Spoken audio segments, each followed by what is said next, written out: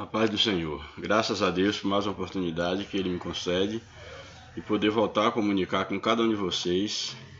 E dessa feita estar aqui para postar mais um comentário de uma das nossas lições, a lição de número 8, de 25 de agosto de 2019, aí das lições da CPAD. E a lição de hoje tem como título a mordomia do tempo. Hoje nós estaremos aprendendo como sermos bons administradores do tempo que o Senhor nos dá. Esse é um tema muito interessante.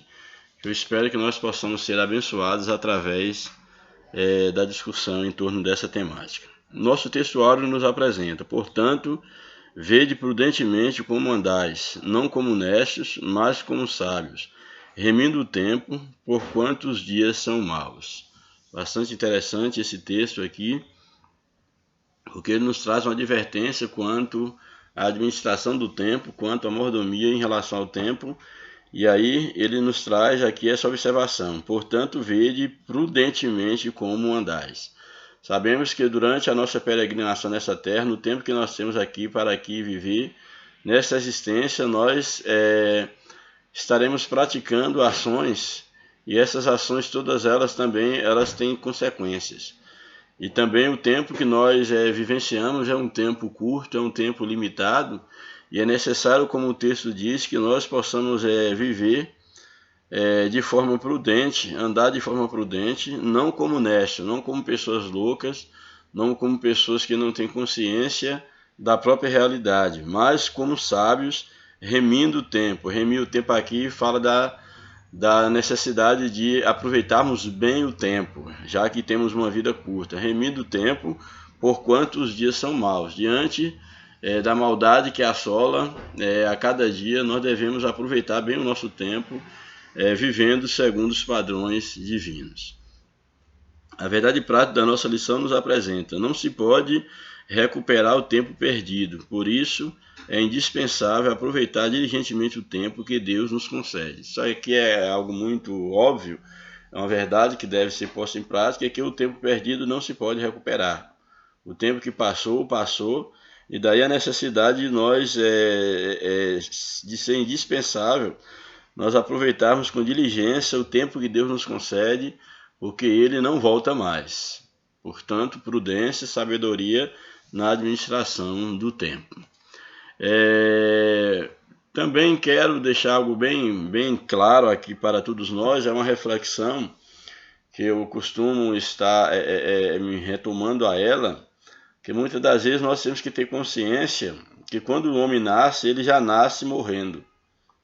Em que aspecto o homem já nasce morrendo? Porque o primeiro dia da nossa existência já é também o primeiro dia que conta rumo ao fim da nossa existência.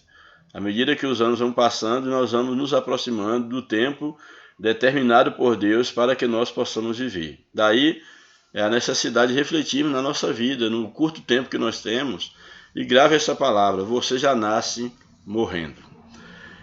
Uma coisa também que eu quero chamar a atenção, que nós devemos estar conscientes que é importante reconhecermos que há um tempo para tudo nessa vida.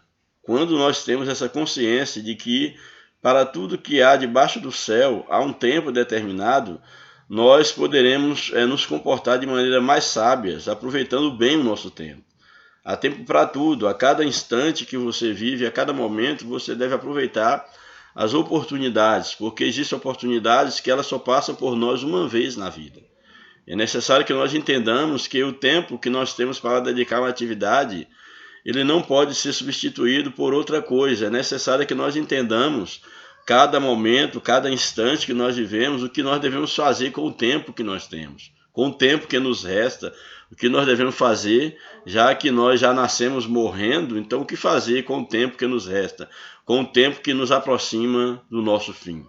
Que nós, como já falei, nós temos que ter essa consciência de reconhecer o tempo para tudo. E como também acabei de apontar, há oportunidades, as oportunidades elas só surgem dentro de um tempo. Toda oportunidade ela surge no tempo. E como há tempo para tudo, alguma oportunidade, às vezes ela passa por nós e ela nunca mais volta. Exatamente por quê? Porque há tempo para tudo, há tempo para todas as coisas debaixo do céu.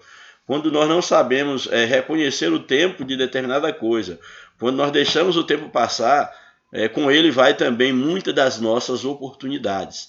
Daí a necessidade de nós sermos sábios quanto à administração do tempo, de sermos bons mordomos em relação ao tempo que nós temos.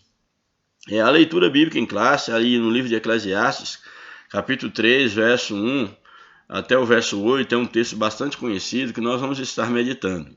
No primeiro verso aí do capítulo 3, nos diz o seguinte: tudo tem o seu tempo determinado, e há tempo para todo propósito debaixo dos céus. Então, esse texto é bastante claro, mostrando que há um tempo determinado para todas as coisas, e também há tempo para todo o propósito debaixo do céu. Ou seja, tudo aquilo que nos é a mão para fazer, nós temos que entender que há o tempo de agir, há o tempo de nós nos movermos para a prática de alguma atitude dentro do tempo que nós temos.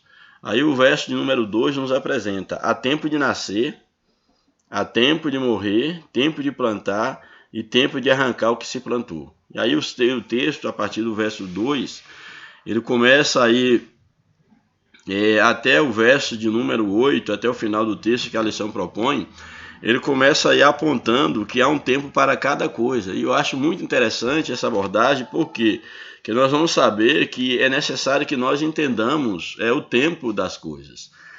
Uma das maiores dificuldades que o ser humano ele pode enfrentar é exatamente ele não reconhecer, ou não ter essa capacidade, essa sabedoria para reconhecer que há um tempo para tudo. E muitas das vezes coisas que nós devíamos ter feito em determinado tempo nós não fizemos.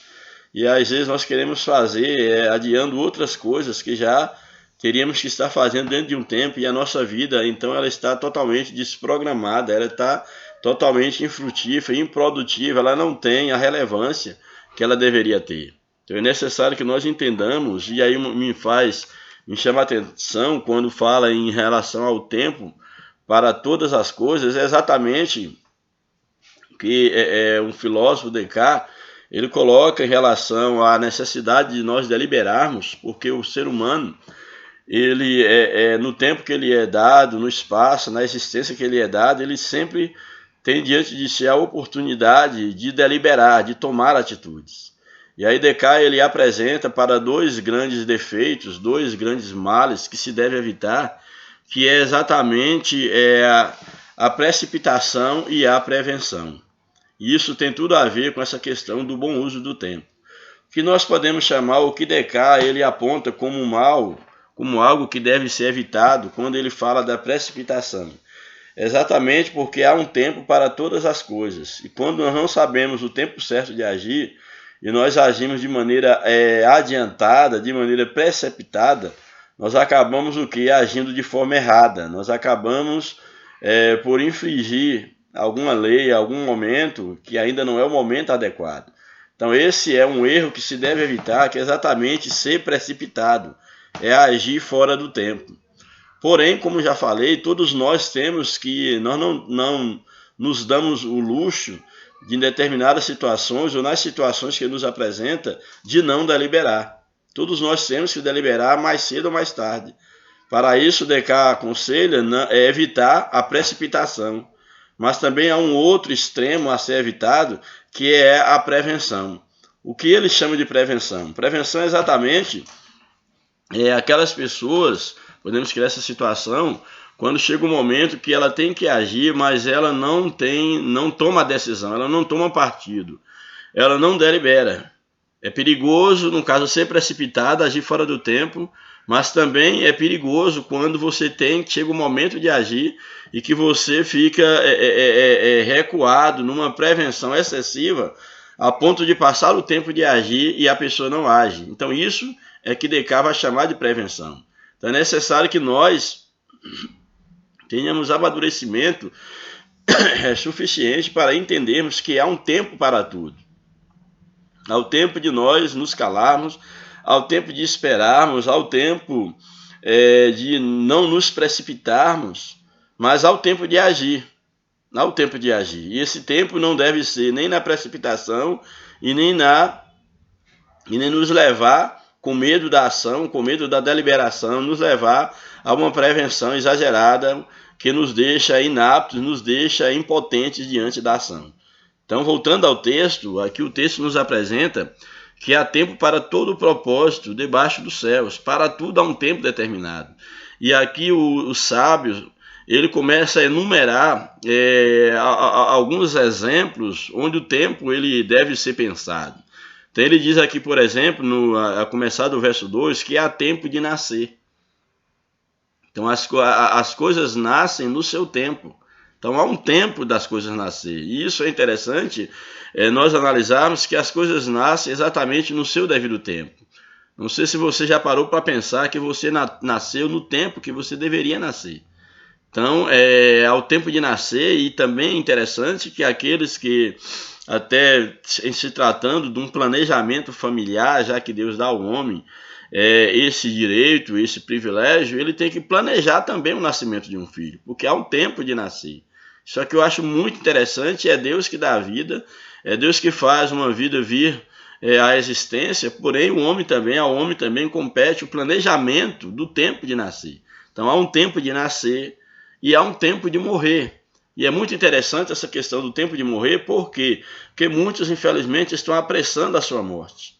Ou seja, porque não cuida do seu corpo, não faz exercício físico, não cuida da alimentação, está aí se acabando nas drogas, sejam elas lícitas ou ilícitas, mas não entendendo, não tendo sabedoria de saber, de entender que há um tempo de morrer. E é interessante que, à luz da Bíblia, o tempo de morrer, a nossa vida, ela está nas mãos de Deus. Deus é o Senhor da vida, é Ele quem dá a vida e somente Ele é quem pode tirar a vida.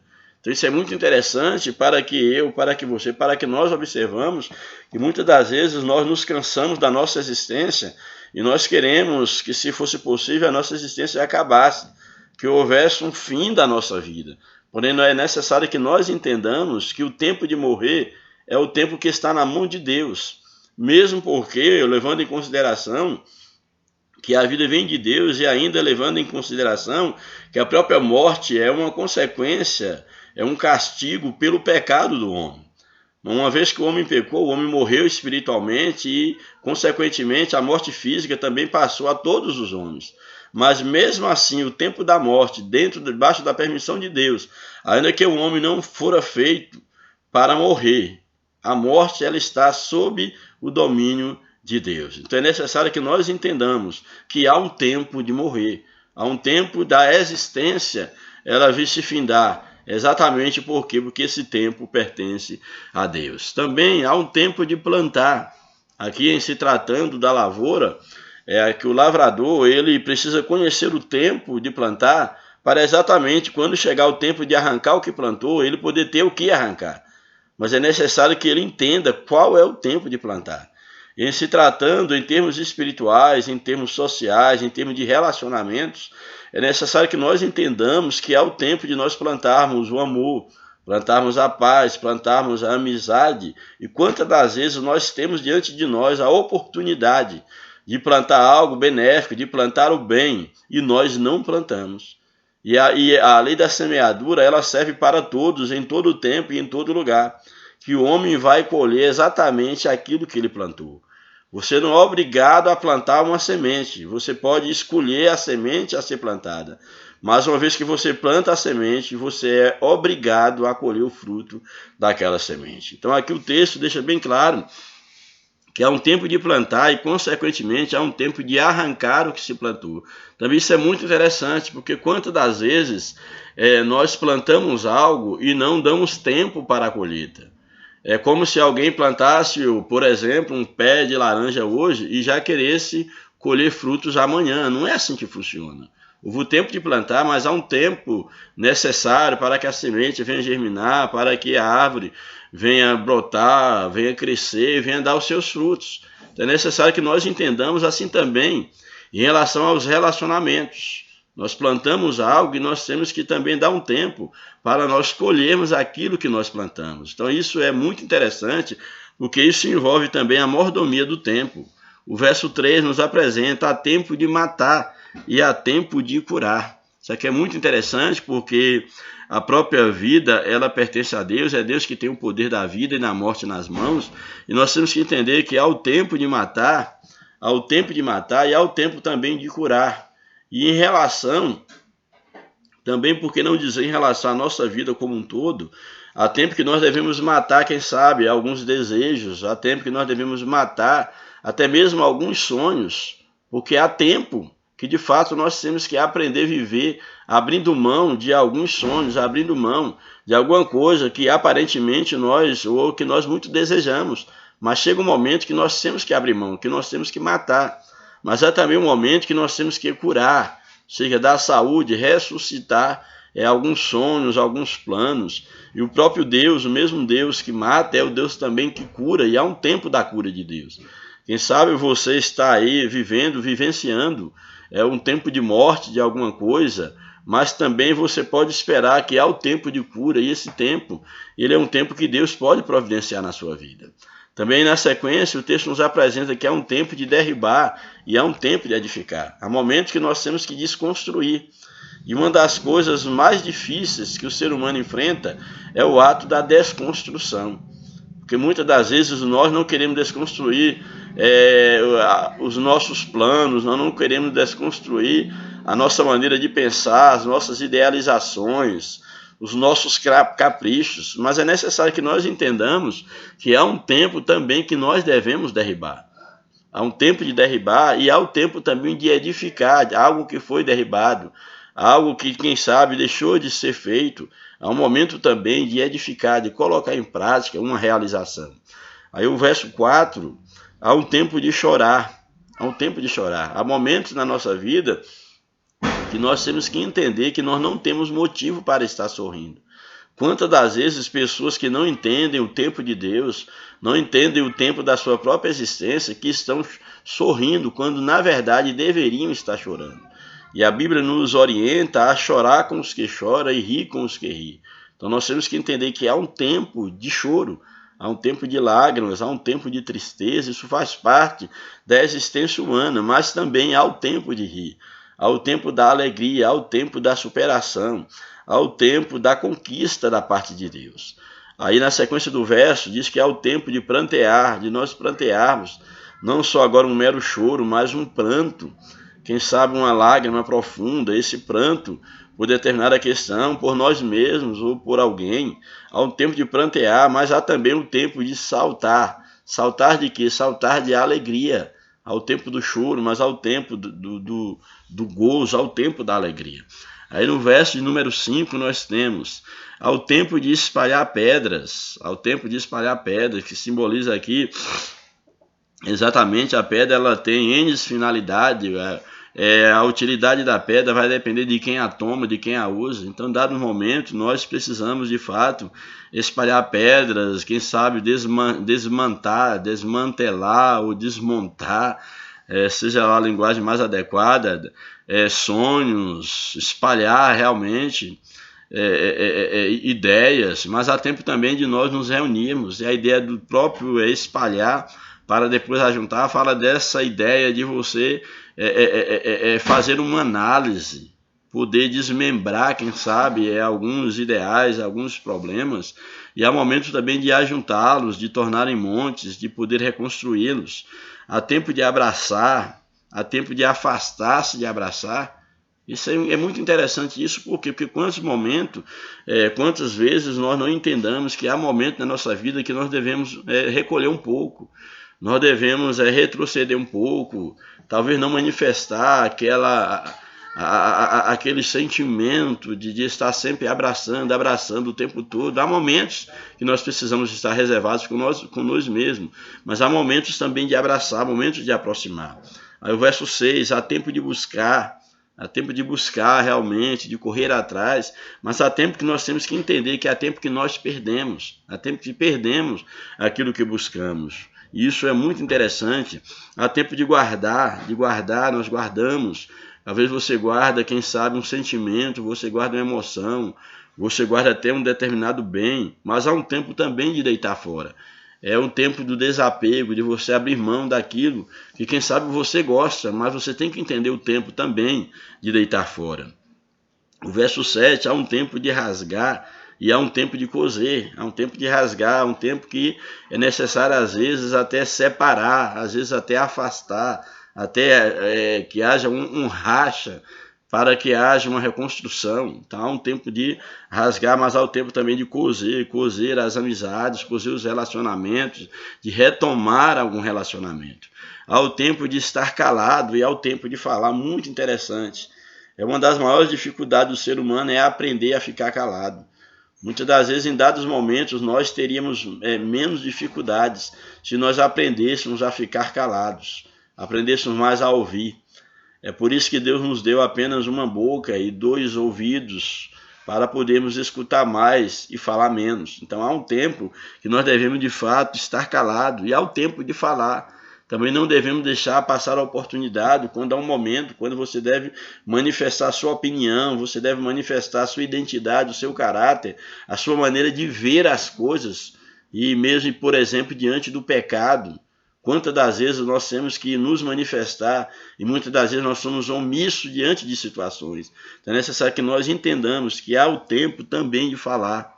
Aí o verso número 8, há o tempo de amar e há o tempo de aborrecer. Ou seja, há o tempo de você aproximar, há o tempo de você dar carinho, há o tempo de você mostrar afeto, de você se aproximar mais das pessoas, mas há momento que faz parte da natureza humana. Aborrecer também, isso é algo que faz parte do nosso relacionamento. Muitas das vezes você está abraçando alguém hoje, você está amando alguém, mas amanhã você já está aborrecendo, que isso faz parte da natureza humana, essas mudanças. Há um tempo de guerra e há o tempo de paz. Há momentos que de fato você vai estar em plena guerra, às vezes contra você mesmo, mas há o tempo também que virá a paz. O mais interessante que eu observo em todo esse texto é nós entendermos que há um tempo para tudo. E nós não devemos estranhar quando chegar o tempo da adversidade ou o tempo da bonança.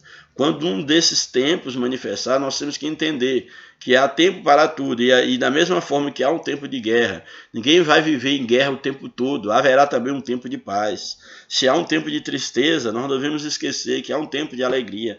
Mas aquele que está alegre também não pode esquecer que se ele está alegre hoje, ele pode estar triste amanhã, porque tudo tem o seu tempo determinado. Louvado seja o nome do Senhor para sempre. Aí a leitura da lição, indo para a introdução da lição, nos apresenta, segundo a Bíblia, a origem do tempo está na intervenção de Deus ao criar o planeta Terra e o ser humano. No plano original de Deus, o ser humano foi criado para viver infinitamente. Isso no plano de Deus. Mas após a queda, ele perdeu o direito à imortalidade e passou a experimentar um relacionamento finito com o tempo, onde passado, presente e futuro traz a dimensão temporal da vida terrena. Assim, o ser humano percebe que sua existência é efêmera. Portanto, nessa lição, estudaremos o conceito de tempo e a sua mordomia e proveito. Então, nós vimos aqui que, de fato, Deus, no seu projeto inicial, Deus ele criou o homem, era o desejo de Deus e é o desejo de Deus que o homem vivesse para sempre. Porém, com a ideia do pecado, com a realidade do pecado, o homem ele foi lançado num tempo limitado. E nós vemos agora que o homem ele está aí dividido entre o presente, o passado e o futuro. Isso aponta para o quanto tempo a sua existência é efêmera, o quanto a sua existência ela é passageira. Então, de uma maneira direta, nós podemos dizer que o tempo foi feito para o homem, uma vez que Deus ele é o Senhor da eternidade. Aí o primeiro tópico da lição vai nos apresentar conceitos importantes. Primeiro, a palavra tempo. Tempo significa uma série ininterrupta e eterna de instantes, medida arbitrária da duração das coisas, época determinada. Ele é a duração dos fatos, é o que determina os momentos, os períodos, as épocas, as horas, os dias, as semanas, os séculos, etc. Nesse sentido, a palavra tempo pode ter significados variados, dependendo do contexto em que é empregado. O tempo também é sinônimo de época, período, prazo, tempo musical, tempo verbal, etc. Então nós vemos aqui a palavra tempo ganhando as diversas conotações, desde tempo enquanto um período, enquanto um prazo, enquanto o tempo musical ali das notas para que dá um ritmo à música, o tempo musical, essa notação musical, período, épocas, dias, horas, meses, semanas. E me chama a atenção aqui quando o comentarista ele apresenta que o tempo é uma série ininterrupta e eterna de instantes. Aí eu chamo a atenção de você para o termo instante. O que é um instante? Determinada autor, determinada pensadora, ela disse que o instante, você imagine um carro, ele correndo em alta velocidade, e quando o pneu do carro ele toca no chão, isso seria um instante. Então imagine um carro em alta velocidade, e no momento quando esse pneu do carro tocar no chão, esse será o instante. E se nós formos analisar, trazendo para a nossa reflexão, nós só temos direito de viver o instante. Por quê? Porque se nós perguntarmos onde é que está o passado já passou. O futuro ainda não existe. E o presente, quando eu falo do presente, eu já não apreendo o presente já ficou no passado. Então, enquanto eu estou falando aqui, cada palavra que sai da minha boca já está, por um instante, ela atinge o teu ouvido, mas logo ela já está no passado. Então, grave isso. Você só tem direito de viver um instante, e que esse instante seja um instante bem vivido. Então a nossa existência, ela se resume num instante, é nesse momento tão curto de tempo, como quando a roda de um carro em alta velocidade toca o chão. Esse é um instante, esse é o tempo que nós minimamente conseguimos apreender. Louvado seja o nome do Senhor. Aí o subtópico 2, o tempo na Bíblia e na teologia. Deus criou o tempo, sim, Deus criou o tempo, e Ele criou o tempo, podemos dizer aqui, especialmente para o homem, nós podemos dizer. Ele formou com o objetivo de estabelecer ciclos para as suas obras criadas, e nessas obras criadas, principalmente o homem. Então ele o formou com o objetivo de estabelecer ciclo para as suas obras criadas. Nesse aspecto, o homem também buscaria o seu Criador no tempo. Assim, sem a dimensão do tempo, o homem não compreenderia sua origem, começo, nem muito menos o conceito de eternidade. Então mostra aqui tempo sendo fundamental, essa criação divina, para que o homem possa relacionar-se com Deus, para que ele tenha ideia do que é a eternidade. Eu entendo a eternidade a partir do tempo, porque eu vou ter essa noção de que o tempo é um período passageiro e a eternidade é um período onde o tempo nunca acaba, que seria o tempo eterno, assim poderíamos dizer. A Bíblia emprega significados variados, sentidos reais e metafóricos do tempo. Vamos ver aqui, a lição nos apresenta alguns tempos, sentidos metafóricos ou reais de tempo. Primeiro, aqui temos a ideia de no princípio. No princípio, como se referindo à eternidade. Quando diz que no princípio criou Deus. Antes de criar, já havia o princípio. Esse princípio aqui seria um princípio eterno, nesse sentido aqui.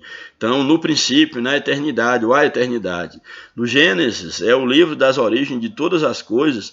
O primeiro capítulo inicia dizendo, no princípio criou Deus os céus e a terra. Então, nesse princípio, era antes da criação. Esse princípio se refere à eternidade. No hebraico, a expressão no princípio é Beresh, princípio de tudo. O que quer dizer princípio de tudo?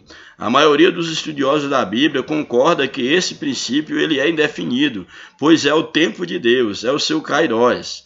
Em João 1, 2, João 1, no caso o versículo 1 e 2, expressa esse princípio, quando diz que no princípio era o verbo, e o verbo estava com Deus, e o verbo era Deus. Fala exatamente desse tempo eterno. Então temos aí a expressão para tempo no princípio, que se refere à eternidade. Também é Ion, uma outra expressão, que é a palavra hebraica, que corresponde ao dia natural de 24 horas. Então Ion representa o dia de 24 horas, ou seja, cada dia da semana, do mês ou do ano. É o dia a dia no qual Deus concede que nós vivamos. A mordomia do tempo insere-se exatamente em Ion, nesse tempo natural que nós devemos exercer a cada dia a nossa mordomia. Existe o tempo Cronos, que é o termo grego para tempo, que pode ser medido, contado e definido. O Cronos pode ser medido, contado. No caso, um relógio, por exemplo, pode contá-lo. Na teologia é considerado o tempo do homem, isto é, o tempo cronológico. Além de incluir o dia de 24 horas, também refere-se a semanas, a meses, a anos, a décadas, etc. É o tempo que pode ser medido, dividido, analisado ou estudado. Nesse sentido, o salmista escreveu, ensina-nos a contar os nossos dias, de tal maneira que alcancemos corações sábios. Então aqui é interessante, porque falando aqui do Cronos, que esse tempo que pode ser medido, o salmista ele pede a Deus para que dê sabedoria, para que ele pudesse contar o seu tempo, de maneira que ele pudesse alcançar um coração sábio, ou seja, aproveitar bem o tempo, usá-lo com sabedoria. Louvado seja o nome do Senhor. E aí também temos o tempo Kairos, que é exatamente o tempo de Deus. É o tempo de Deus que só pode ser definido por Ele mesmo. A gente chama de tempo porque nós estamos no tempo, aí nós chamamos esse tempo de Deus de Kairos, mas de fato esse é a eternidade. O apóstolo Pedro revelou que para Deus o tempo não pode ser avaliado com as mesmas categorias humanas de medição, ou seja, não se pode avaliar. E aí, segundo Pedro 3,8 diz o seguinte: mas amados, não ignoreis uma coisa, que um dia para o Senhor é como 1000 anos, e 1000 anos é como um dia. Então, para Deus, Deus está na eternidade. Um dia para Deus pode ser como 1000 anos, e 1000 anos pode ser como um dia. Então isso é interessante por quê? Porque um dia na eternidade pode ser como 1000 anos. E 1000 anos nosso pode ser como apenas um dia no tempo de Deus, na eternidade. Então Jesus também ensinou que não se pode definir o tempo de Deus, não pode conhecer o tempo, a época que Deus reservou, na sua exclusiva autoridade. E disse-lhes: não vos pertence saber o tempo ou as estações que o Pai estabeleceu pelo seu próprio poder. Porque Deus, ele é o Senhor do tempo. Ele está além do tempo, ele é o Pai da eternidade. Nós somos seres localizados, nós somos seres temporais. Então esse primeiro ponto, ele nos apresenta esses conceitos, tanto da palavra tempo no sentido mais dicionário, menos teológico, como também o tempo no sentido da Bíblia, no sentido teológico. E aí o tópico 2 da lição nos apresenta a mordomia do tempo, como devemos agir diante do tempo, remindo o tempo. O tempo é o único bem que não podemos recuperar, ou seja, o tempo perdido, o tempo passado passou, ele não volta mais, o passado não existe mais. O tempo é o único bem que não podemos recuperar. Por isso a palavra de Deus exorta-nos: portanto, vede prudentemente como andais, não como necios, mas como sábios, remindo o tempo, porquanto os dias são maus. Então, segundo o relatório 2018, Globo Digital, o Brasil está entre os 3 países do mundo em que a população passa, em média, mais de 9 horas de dia navegando na internet. Então, é um dos países onde o tempo médio diário gasto nas redes sociais supera a 3 horas e meia na rede social. Aqui o brasileiro, ele passa, portanto, bem acima da média mundial. Remir o tempo significa não desperdiçá-lo. Então, quantas das vezes nós temos tanta coisa boa para fazer? Trabalhar, por exemplo, estar com a família, ler um bom livro, uma boa literatura, ler a palavra de Deus, estar visitando alguém, um necessitado, visitando hospitais, falando até mesmo do amor de Jesus para as pessoas. Quantas coisas boas nós deixamos de fazer porque boa parte do nosso tempo nós estamos envolvidos na rede social. Aí nós deixamos de viver uma vida, inclusive em família, dentro da nossa casa, dentro do nosso lar, e isso serve para todos nós, exatamente porque nos tornamos escravos da tecnologia. E nós perdemos um valioso tempo desperdiçando, não sabendo remir, não sabendo aproveitar o bom tempo que nós temos diante de Deus. Daí a necessidade de remir o tempo, ou seja, de aproveitar bem o tempo. Também contar o tempo. O salmista escreveu: ensina-nos a contar os nossos dias, de tal maneira que alcancemos coração sábio. Então, contar os dias, ver que cada dia é um dia a menos na nossa existência. Por isso, nós devemos contá-los. É interessante se nós parássemos para observar que cada dia que nós estamos existindo é um dia a menos na nossa existência. Se nós fizéssemos essa conta, hoje é um dia a menos, hoje, amanhã é um dia a menos, e cada dia nós fizéssemos essa conta, nós iríamos aproveitar melhor a nossa vida. Nós iríamos aproveitar melhor a nossa existência, saberíamos contar melhor o nosso tempo. Será possível contar os dias? Entender que são limitados, finitos e terrenos é conscientizar-se de nosso limite humano. Não somos, pois, seres infinitos, nós somos finitos. Nosso Senhor declarou assim: não vos inquietais, pois pelo dia de amanhã, porque o dia de amanhã cuidará de si mesmo, basta a cada dia o seu mal. Então nós só temos a oportunidade de vivenciar o momento agora, o dia presente, e mais especificamente o instante. Por isso que cada instante nós temos que viver como se fosse o último, sabendo viver bem, aproveitando bem, administrando bem, para a glória de Deus, para o nosso bem, para o bem da nossa família. Aprendamos, pois, contar o tempo que Deus nos deu. Aí vem o terceiro subtópico, que é a prestação de contas. Sabemos o quê? Que Deus, como mordomos que nós somos, nós haveremos de prestar conta a Deus do que nós fizemos com o tempo que Ele nos deu, o que nós fizemos com a nossa curta existência. A prestação de contas. Um dia nos apresentaremos diante de Deus a fim de prestar conta dos bens espirituais e materiais que Ele nos concedeu. Tudo que administramos com relação ao nosso corpo, às faculdades físicas, emocionais, daremos conta a Deus. O Criador nos cobrará acerca do que fizemos com o nosso tempo. O que temos feito com o nosso tempo? Como é que eu tenho, como é que você tem apresentado ou aproveitado, melhor dizendo, o seu tempo? Deus nos deu o tempo e Ele quer que nós aproveitemos bem esse tempo. Então haverá um dia quando nós teremos que prestar conta diante de Deus. E é interessante que não é só haverá um dia, no nosso dia a dia, nós temos que prestar conta do que nós fazemos com a nossa existência, mesmo porque aquilo que nós semeamos é exatamente aquilo que nós colhemos. Aí o último tópico da lição é como aproveitar bem o tempo. Primeiro tópico: use o tempo para Deus. Muito interessante. O Senhor, Ele tem que ser sempre a prioridade na nossa vida, no nosso tempo, nos nossos bens, no nosso talento, na nossa vida espiritual como um todo, na nossa vida como um todo. Deus, Ele tem que ocupar o primeiro lugar. Ele não pode ficar em segundo plano. Então, o primeiro momento para aproveitar bem o tempo é usar o tempo para Deus. O crente, e especialmente os obreiros, precisam reservar tempo para Deus. São momentos da vida devocional diária, da oração, do estudo da palavra, que não podem faltar em nossa vida piedosa. Então são momentos que devem fazer parte do dia a dia do cristão, e em especial aqui o obreiro, ele tem que tirar tempo para isso. Ele tem que reservar um tempo para Deus, para dedicar-se a Deus. E aí aqui o comentarista apresenta exatamente a ideia da oração e da leitura da palavra. Muito interessante. Em relação à oração, na Bíblia, os homens de Deus que destacaram na vida devocional sempre deram valor à oração. Davi e Daniel oravam 3 vezes ao dia, Jesus orava diariamente. Ou seja, o ensino acerca de uma vida vigorosa de oração permeia as Escrituras.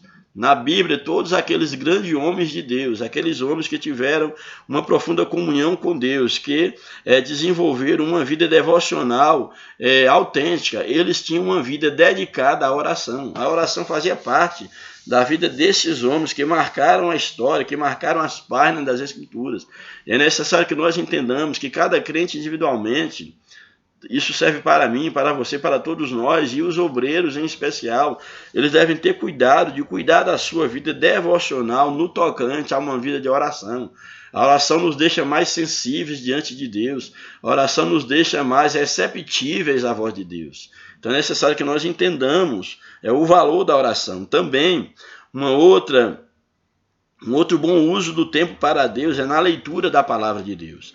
A Bíblia declara que Davi tinha prazer em ler a palavra de Deus, escondê-la em seu coração. Todo crente que ama a Deus tem prazer em meditar na palavra divina. O obreiro do Senhor precisa ler e estudar a Bíblia diariamente para a edificação pessoal, bem como para o preparo na doutrina, ensino, exortação, orientação e advertência à igreja de Cristo. Isso é muito interessante. Os crentes, os cristãos como geral, de um modo geral, eles precisam ler a palavra de Deus. Precisam examinar, estudar as Escrituras, porque exatamente é o único livro, é o livro, seu manual de fé e prática. E em se tratando dos obreiros, isso é muito interessante quando nós percebemos que é algo fundamental na vida do obreiro. Quantos obreiros que infelizmente não tiram tempo para ler a palavra de Deus? Todo crente, ele precisa ler a palavra de Deus, meditar na palavra de Deus, e muito mais ainda aquele que exerce liderança, você que é obreiro. Você não pode se dar o luxo, se é que pode chamar isso de luxo, de não ler a palavra de Deus. Você tem a responsabilidade de um rebanho. É necessário que você entenda, que você estude a palavra de Deus, não só leia diariamente, mas que você aprofunde, que você goteje a palavra, que você aprofunde na palavra, porque você tem uma responsabilidade. Você tem uma responsabilidade, como a lição aqui bem nos apresenta, na doutrina, no ensino, na exortação, na orientação, nas advertências à igreja de Cristo. Como é que você vai aconselhar um irmão? Como é que você vai sentar para poder nortear, dar nortes, dar diretrizes para a igreja e para alguém que te procura, por exemplo, para o aconselhamento quando você está vazio de Deus? E de um modo geral, o cristão ele tem que ser cheio de Deus, e nós nos enchemos de Deus através da oração e da leitura da sua palavra. Como é que eu vou convencer um homem do seu erro? Como é que eu vou orientar as pessoas a se voltarem para Deus, a terem uma vida piedosa, a terem uma vida diante de Deus, se a minha vida não está diante de Deus? Como é que eu quero que as pessoas enxergam no mundo espiritual, se eu não enxergo no mundo espiritual? Como é que eu quero que as pessoas elas entrem em uma dimensão com Deus, se eu não tenho uma vida de oração, se eu não tenho uma vida de busca na palavra, se eu não tenho uma vida de temor, uma vida de santidade, uma vida de entrega àquilo que eu abraço, àquilo que eu professo? É necessário que nós entendamos que é inadmissível a um crente, e muito menos a um obreiro, que não ore e que não leia a palavra de Deus. Isso é fundamental, isso é crucial na vida do cristão, que quer de fato, que está sendo de fato um bom mordomo do seu tempo, administrando em primeiro momento para Deus. Segundo subtópico, use seu tempo para você mesmo. O apóstolo Paulo exortou a Timóteo a cuidar de si mesmo em primeiro lugar. Isso é muito interessante. Quantas das vezes as pessoas elas vivem para as outras pessoas e elas não cuidam de sua vida, não tiram tempo para elas, para o descanso, para cuidar do seu corpo, da sua saúde, da sua alimentação. É necessário que nós entendamos, nós temos uma vida espiritual, mas nós temos também uma vida física. E nós temos que ter cuidado do nosso corpo. E é interessante quando o comentarista coloca aqui, use o tempo para você mesmo, é você tirar tempo para você. Logo em seguida vamos ver o tempo para a família, mas é necessário que você cuide de você. É necessário que você entenda que a pessoa mais próxima de você é você mesmo. E muitas das vezes a essa pessoa que é mais próxima de você, que é você, muitas das vezes ela é relegada em segundo plano. Aqueles que às vezes em nome de estar fazendo a obra de Deus, não cuida do seu corpo, em nome do sustento da família, não cuida nem da sua própria vida, nem do seu próprio corpo.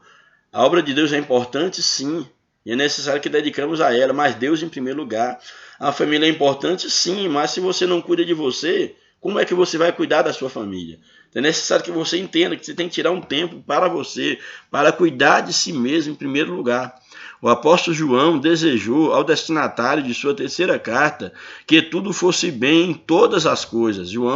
3 João, capítulo 1, verso 2. Assim, além de cuidar da vida espiritual, a palavra de Deus mostra que é importante cuidar da parte emocional, buscando o equilíbrio interior. Quantos aí estão desequilibrados porque não cuidam de si mesmo, buscando o equilíbrio interior, que tanto beneficia a mente e o corpo? Então, o equilíbrio, quantas pessoas às vezes elas querem liderar, elas querem fazer algo para as outras pessoas, ou até mesmo para a sua família, mas elas são pessoas desequilibradas, que elas não buscam se reconstruir interiormente, elas não cuidam da sua alma, não cuidam do seu interior, e às vezes quer cuidar dos outros.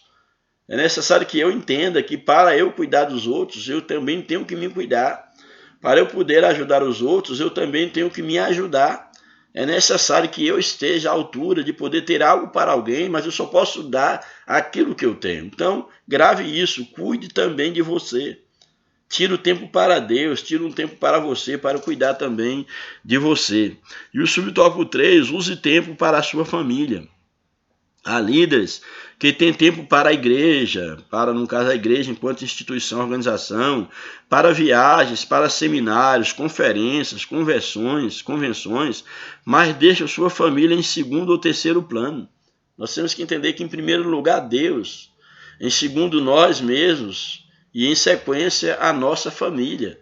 E a obra de Deus, a igreja enquanto instituição, ela vai ficar em quarto plano. Se for olhar pelas ordens da prioridade, tem que vir Deus em primeiro lugar, a minha vida, eu mesmo em segundo lugar, a minha família. Aí vem, no caso, o trabalho e, por fim, a igreja. É necessário que nós entendamos essas prioridades para não estarmos fazendo o papel de tolos. É necessário que nós entendamos isso. Então, há líderes que, infelizmente, eles gastam o seu tempo com a igreja, para viagens, seminários, conferências, convenções, mas deixa a sua família em segundos planos, deixa muito a desejar quanto a ser um sacerdote da sua família. Há casos de casamentos destruídos por falta de valorização do cônjuge para com a sua família, não há uma valorização. Às vezes valoriza os outros, mas não valoriza a sua própria família. Ora, não podemos deixar de priorizar a família. Um dos recursos necessários para a edificação de sua família é o culto doméstico. Muito interessante. Você ter essa experiência de ter um culto doméstico em casa, por mais simples que seja, não precisa ter a formalidade de um culto que é realizado na igreja. Se você tirar um momento para ler a Bíblia com sua família, já é alguma coisa. Ler a Bíblia, orar junto, nem que seja alguns minutos, cantar um cântico junto, orarem abraçados, de mãos dadas, isso é muito benéfico.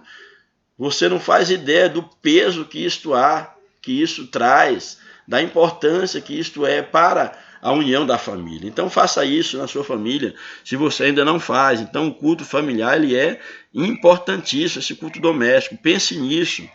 Que o conselho de Paulo possa falar fundo em nossa alma, mas se alguém não tem cuidado dos seus, e principalmente dos da sua família, negou a fé e é pior do que o infiel. Então você tem uma responsabilidade, você tem sobre os seus ombros a mordomia do seu tempo, que ele deve ser administrado para Deus, para você e também para a sua família. Louvado seja o nome do Senhor. E aí a conclusão da nossa lição nos apresenta. Após a queda, o homem passou a experimentar as agruras e os pesares da ação do tempo.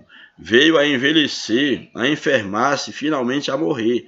Mas agora em Cristo somos exortados a remir o tempo, aproveitando de modo a glorificar a Deus e a honrá-lo, enquanto estivermos na terra, com os nossos olhos voltados para Sião.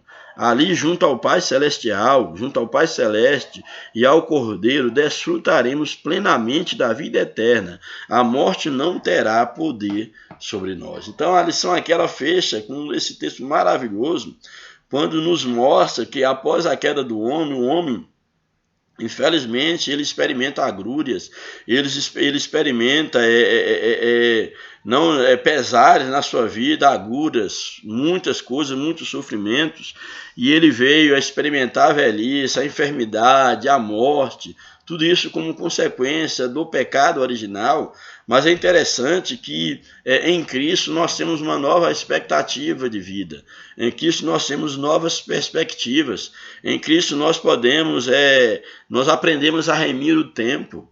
Em Cristo nós somos exortados a olhar para Cristo, a perceber o quão privilégio nós temos de poder viver uma vida, ainda que nessa existência seja curta demais, mas nós podemos vivê-la para Deus. Nós aprendemos a estar com os olhos postos em Cristo, conscientes de que um dia nós haveremos de desfrutar a vida eterna. E é interessante que nós podemos observar que a vida eterna fala exatamente de uma eternidade com Deus, onde lá o tempo não mais haverá, onde nós estaremos no Kairos de Deus, onde nós deixaremos o tempo e entraremos na eternidade. Lá não haverá mais choro, não haverá mais morte, lá os dias não passarão mais, lá nós estaremos eternamente ao lado de Cristo. Mas é necessário que nós entendamos, que é necessário que nós possamos vivenciar essa existência de maneira sábia, tirando o tempo para Deus que é necessário, que infelizmente às vezes o homem ele se entrega a tudo, a sua vida, a sua existência que é tão curta, ele não consegue parar para pensar em Deus, para pensar em si mesmo, para poder estruturar a sua família, a sua casa, para pôr de fato não só a sua casa terrena, não só a sua casa quanto a sua família, mas a sua casa enquanto a sua vida, para colocar em ordem, para colocar diante da presença de Deus. Mas que Deus nos ajude, que mesmo diante das dificuldades, diante de tudo aquilo que venha nos abater, diante de tudo aquilo que venha nos afligir, as agruras, aquilo que tenta nos entristecer, que nós possamos estar com os olhos fitos em Cristo, que nós possamos estar com o olho voltado para a nossa Sião celestial, sabendo que o tempo deve ser remido, sabendo que o tempo é chegado, que o reino de Deus está próximo, que devemos ser bons mordomos, vivendo para a glória de Deus. Que Deus nos abençoe, um grande abraço e a paz do Senhor. Amém.